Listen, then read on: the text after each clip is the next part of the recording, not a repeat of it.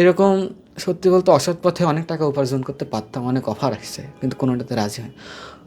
ওনার এই প্রস্তাবে আমার যে কাজ করতাম এই কাজও গেল।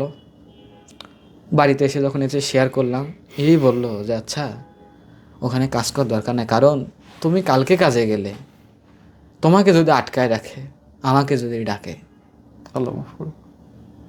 কি হবে, কি করব? সব শেষে আবার নিঃস্ব। মাস ফুরে আসতেছে, বাসা ভাড়া দিতে হবে, কিছুই নাই।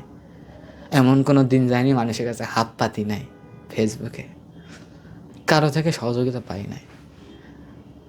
আর এর মধ্যে ঘটনা হচ্ছে আমি কি করব, এ অসুস্থ হয়ে পড়ছে, খারাপ লাগে।